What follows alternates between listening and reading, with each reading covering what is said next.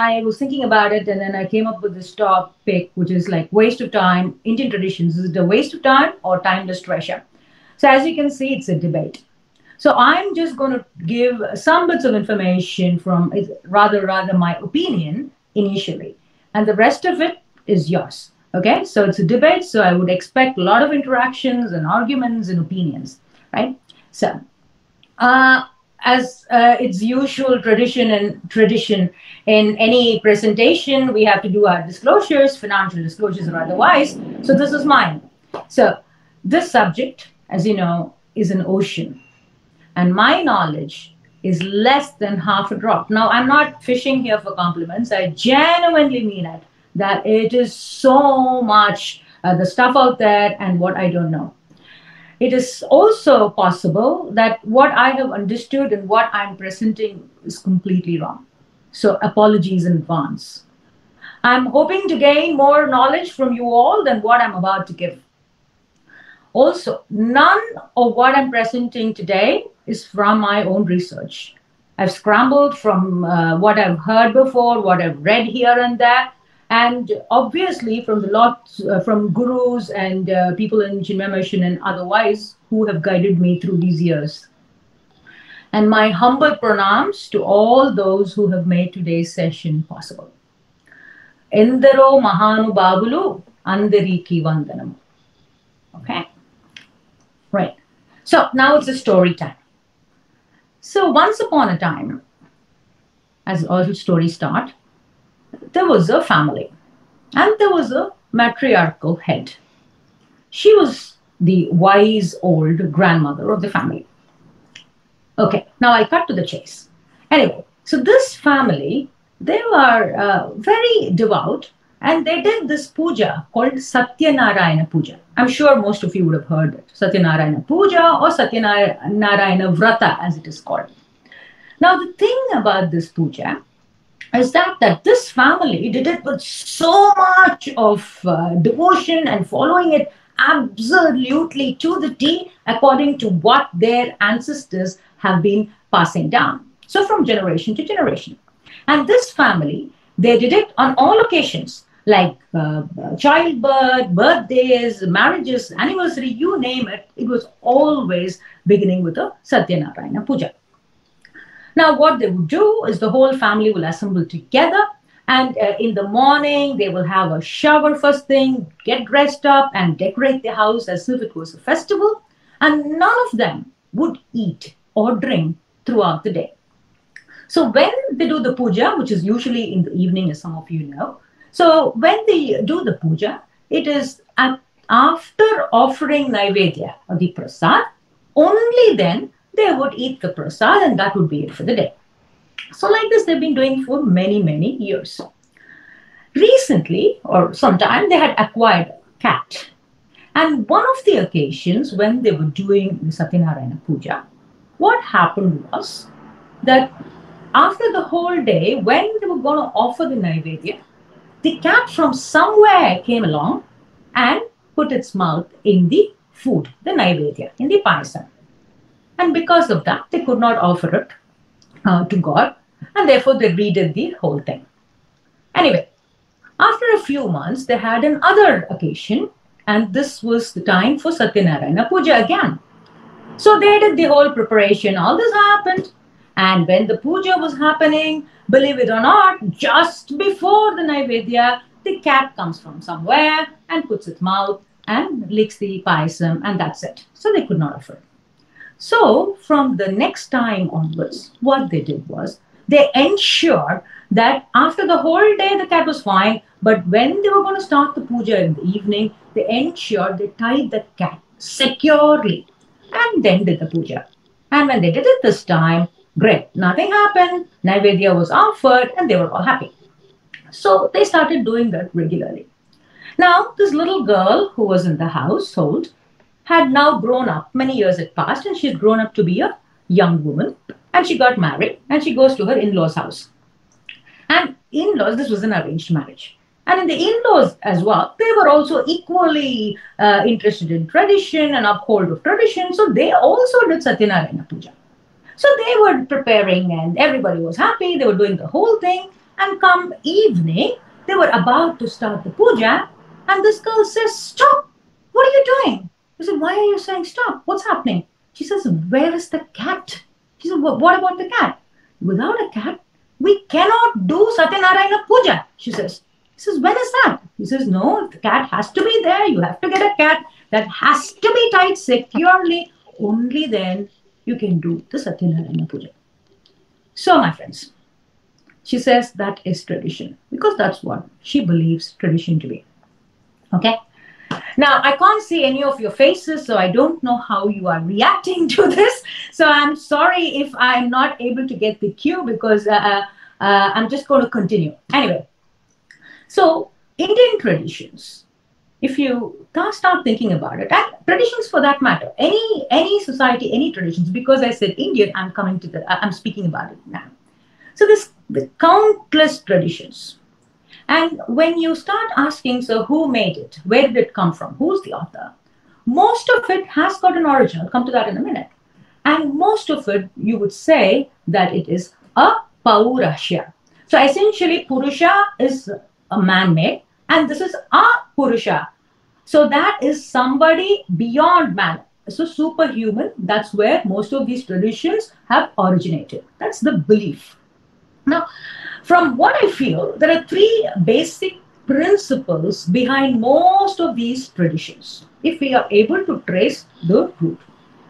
Most important thing is that we, as in the Indian philosophy, we believe that cosmos or the entire cosmos, the Brahman, is nothing but that pure energy, which is all pervading to acharam, that which moves, that which doesn't move, that which is sentient and insentient. Yeah, Stavaram, Jangamam, we've read all of that before. So it's there everywhere. The second thing is that our ancestors rather, they believed that making of a person is not necessarily physical or material, but the making of a person comes from the innermost spiritual development or the spiritual self.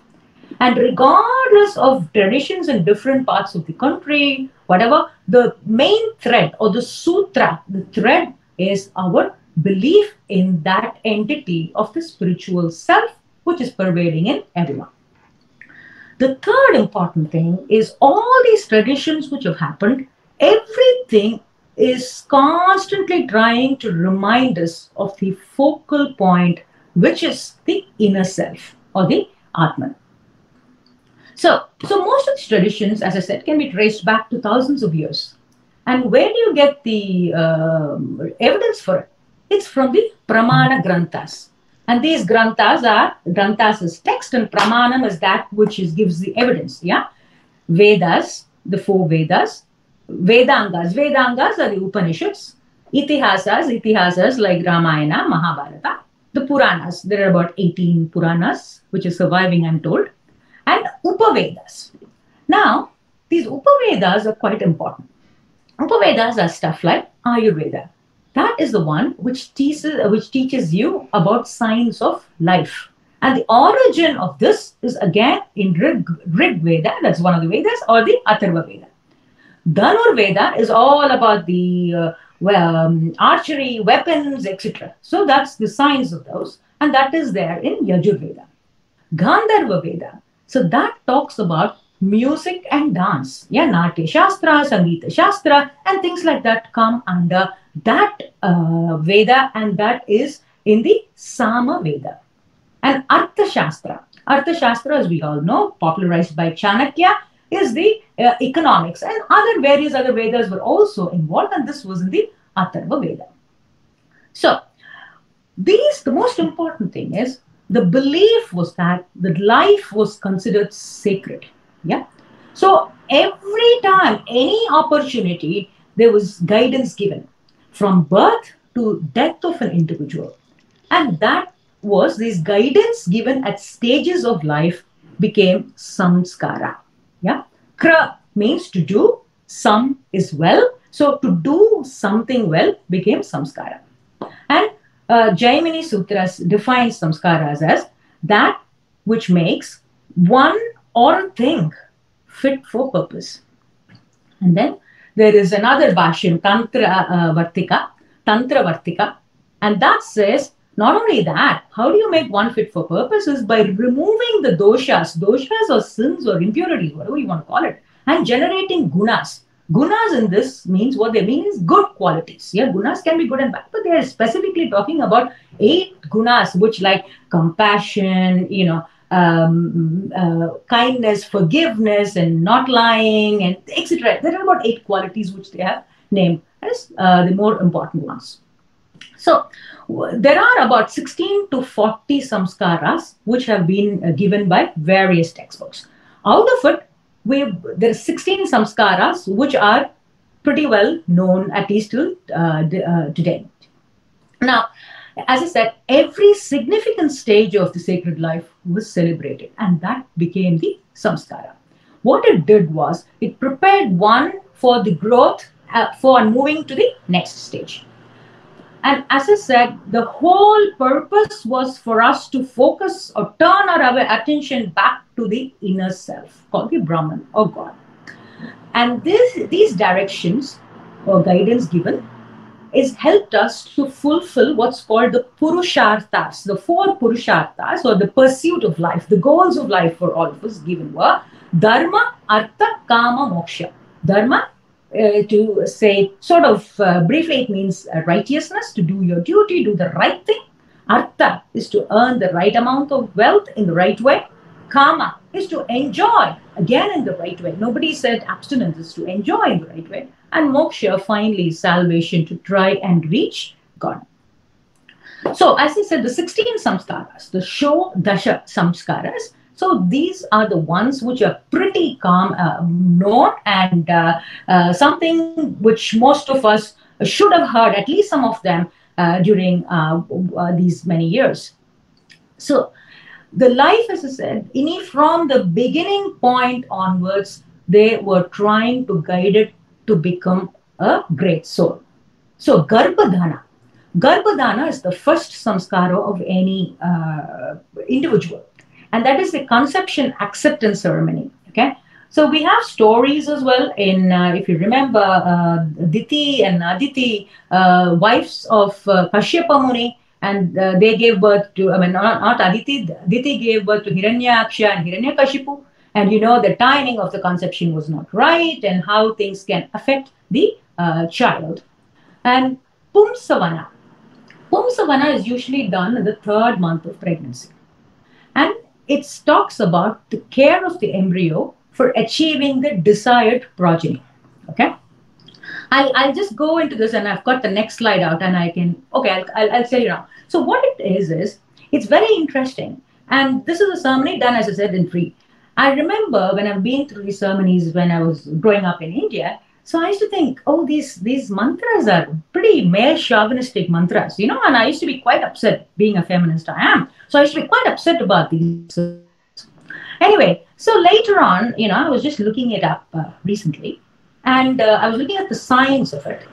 When you look at the development of the embryo, we all know the Y chromosome is the one which defines gender, right? But apparently, for the first 8 to 10 weeks, around up to 8 weeks, there is no gender differentiation. The gender differentiation starts only when the Y chromosome is stimulated in the womb. Okay, so this particular Pumsa, you need to remember that the counting of days and time is different from the Western way of doing and what the Indian way of doing. So there is about 15 days difference. But nevertheless, the important thing is at that particular time, at that month, mantra chanted, and so certain, it all obviously it's associated with certain giving certain specific ingredients to the women, etc., activates the Y chromosome. Okay, otherwise all the babies, despite having a Y chromosome, if the Y chromosome is not activated, would be born as women or girls. Yeah, no, not women. Sorry, girls. So Pumsa means the maleness. That's what this thing is about. Then Simanto Nayana. Okay, this is usually done between 6 to 7 months, and as it says, it's for improving the intelligence of the fetus. Now I'm going to go through quickly with the rest because I want to explain the scientific basis of this in a minute. Okay, and Simantam as well. They give you a lot of mantras are chanted, And there is a strict ceremony, there is an order of rituals which happens along with it. Jata karma. Jata karma. Jata is that which is being born. Okay. When the baby is born, immediately after birth, this goes through the intricacies of when the baby comes out. Obviously, it comes out of the white covering, which is called the vernix, and how it removes and what you need, how you need to open your mouth and clear it, including the cord cutting and what is the measurement you need to have to cut the cord between the mother and how do you stop the bleeding. It goes through all that perfectly. It goes through. Okay. So that's one thing, that's Jatakarma. And interestingly, so they give, or rather they give advices to give honey, milk, and ghee. And I don't know, I don't know if Nitya has joined, but it's the interesting thing about babies is that there are we all have antibodies, there are different types of antibodies, okay? So mother gives antibodies to the baby. The baby is not able to form any antibodies, okay? So baby needs to form antibodies on its own to survive the infections that it can get. So honey is a mild allergen. So what it does, it stimulates the immune system of the baby to start producing the antibodies. Okay, that's one thing. And then you have Namakaran. Namakaran, we know how naming, and usually it's done between the 9th, 10th, 11th day, around the 10th or the 11th day. Again, they wait for all the infections to settle because people know it's first up to 7-8 days, the babies are newborns can get a lot of infection. And Namakaran, it goes through various aspects of Namakaran. But most importantly, it says that name should not be given for the sake of it. It should have a meaning to it. And the meaning should be, it says that, it should be that any of your three ancestors, so your parents or your partner's parents or the grandparents or the great-grandparents, it should remind of one of them. Okay, so that's what it says. And then Nishkraman. Nishkraman is taking the baby out. It is usually about 4 months. Okay, I mean, this is the main samskara. Of course, there are lots of, sub-samskaras for each of those. So Nishkraman is taking the baby out. And what they have said is the baby goes out in 4 months, and along with it, you should have a doctor going on. Okay, so essentially, they have actually examined the babies at different times to see how they are reacting to stimuli, and pretty much the general examination as such. Then Annaprashnan, most of us will be familiar with. So again, starting solid feed. It's usually around 6 months, and they have prescribed the types of food that can be given and how it can stimulate certain things. And Shuddha Karma is the one which head shaving, which usually goes with Karna Vedana. Karna Vedana is piercing of the ear. Okay. Now, that's why I said the gender differentiation is what I told you about in Pumsavana. Now I want to talk to you specifically about the rest of the samskaras and why they have done it. I'm just trying to put things together. As I said, it's all different informations. They're not related, but I'm trying to get things done. Now, in 2018, there was a paper published, and it talks about what's called a connectome. Connectome is essentially what they're saying is when the brain is developing, there are billions of thread-like fibers, crisscrossing. And these brain fibers or neurons are the ones that relay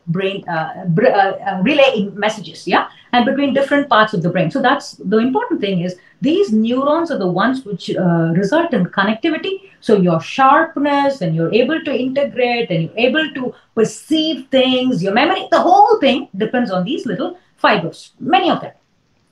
So what they have said is they looked at these connectome, and they have said that these are the fibers that encodes the essential aspects of personality, the cognition, behavior, or memory. Okay, park that there. Let's just go back. In the fetus, the brain starts to open up, starts to form at about 3 weeks of gestation. Now, 3 weeks of gestation is different from our Indian calculation. I told you, you should add at least about 14 days, if not a month from that. Okay, and until the first years, what happens is something called a synaptic explosion. Praveen, you had presented last time about synapses. You said connection between neurons, right? And there are lots of neurons which are actually being produced, and that's why it's called a synaptic explosion. And this continues to happen. And after 2 years, all this stops, and synaptic pruning happens. Pruning is like, they want to remove the body in some way, it decides which is the important neurons to preserve, what we can take out, etc. Okay. Now, I want to tell you the Karna Vedana, that is ear piercing, happens usually between 6 months to 1.5 to 2 years, usually about 1 year, 2 years. I'll tell you why that becomes important. Now, synaptic pruning, as I said, is to remove unwanted, not used fibers. So how does that happen? How does the baby decide, or the environment decide, what are the nerves to retain in a baby and what we need to remove? So this happens because of a stimuli. Okay, the constant stimulus releases biochemical substances, and these chemical substances helps in either triggering or suppressing the neurons. Now, that becomes extremely important because most of the time the baby is inside the mom's stomach and only for the next year it comes out. So, and it is mainly biochemical, and these biochemical substances are passed on from the mother. That is why most of our traditions have ensured and protected the mother as such, okay, the women. And there are various upasamskaras which also happen to protect the mother. And most importantly, the functions I told you about the Pumsavanam, the Simandam festival, has lots and lots of mantras. And these mantras with various other rituals that go along with it actually stimulate the mother to produce biochemical substances which actually improve certain neuron synaptic connection. Okay, so we know that if certain toxic stimuli can induce inappropriate neuronal activity, like alcohol, or even depression or smoking. I mean, we see that all the time in this country. People smoke, we tell them don't smoke. Alcohol, how much it can have effect on pregnancy, and even other things. Yeah? So this can alter the synaptic formation and therefore the pruning. Okay. So how important are these connections and how important are these stimuli in what is making of a person later on in life? Now, that was the first line of baby samskaras. When the child starts growing up, then you have the Upanayana. Upanayana is called Yajnopadhitam. People think it's only for Brahmin boys. That's not true at all. People have made it that way. It is for everybody. It is for everybody. So every boys, it used to be for girls as well, and that had been taken off after Ramayana time, I think Dwapara Yuga onwards. But up until that, it is for but even now, it's for all of them. The reason it is believed that everybody is born as just a Shudra, the technical term of Shudra is someone we just want to carry on helping others. That's what it meant. Okay, and then if you want for pursuing education or pursuing like you want to be a king or in that sort of a princely way, defending the country, you have the threads. The threads will vary. So apparently, each of them actually signifies something. That we as such believe that we are indebted to everybody. The Devas, all the gods and goddesses, our ancestors, then our parents, our society, yeah, and all the living. Sorry, it's raining heavily out there and left the window open. Sorry about that. So all of the society and all the living beings. So there's 5 rinas, and each of them are called rina. It's a debt, okay? And each thread actually says that I promise to repay the rina. Okay, that's what it says. Okay, and then we start Veda Arambha, is when depending on which year, how old you are, and what you want to do, the education varies. And then you have Samavartan. Samavartan is when the person is essentially our degree ceremony where you graduate. Yeah, and then you have Vivaha. Now Vivaha ceremony is very important, as you know. And that comes with various upakarmas, like in Vivaha they put mehendi, they poke the nose of a woman, and all that triggers, especially the nose poking event triggers the ovulation. Okay, and apparently also the what's it called? The touring. They put touring during the marriage in the second toe, and that is in silver. They have a reason for that. That toe triggers the uterine fertility.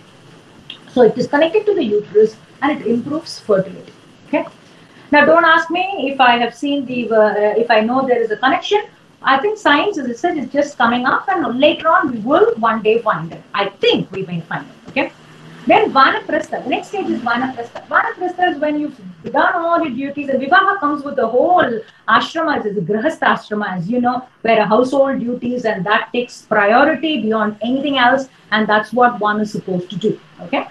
Vanaprastha is when you start reassessing what you want to do. You have finished all what's called the duties, and you start thinking. And between Grahasthashta and Vanaprastha, there are some rituals, and most importantly, you are advised to chant the name of God, and start thinking of not the worldly life, but something else beyond. And sannyasa is complete renunciation. Now, the last karma is antim karma, as we know, is the antayeshti, that everybody knows. These are the last rites, because as we believe, the soul continues into the next birth. Yeah, and that's what this is for. I want to talk about the default mode network. Now, these things which I spoke about, these brain activities, and how in Vanaprastha or even otherwise they check, keep chanting the God's name or do meditation. These nowadays it's very fashionable to talk of mindfulness and yoga and meditation. Yeah. So this is what the study. This is from paper from 2014. And this talks about what's called a default mode network. Okay. And this is a prefrontal cortex, and this is your parietal lobe, and you have okay, I don't want to go into details. Anyway, you have some connections in the brain, and these connections are usually quiet when we are involving in external activities. So it's called default. It will not act. It will keep quiet. Okay. Now, what happens is when it will start acting is when you start thinking about yourself, like self-esteem. You think what others are thinking about you. And say, like, you start ruminating. You think about what happened in the past, worrying about the future, and you keep, in depression, for instance, you keep on ruminating, saying this is not right, that's not right. That's when this is activated. And clearly, they have shown a significant relationship between stress, depression, people having chronic pain, and activation of this particular lobes. Okay? So why am I saying that? Important thing is, how do you modulate these networks, and how do you make it advantageous to you?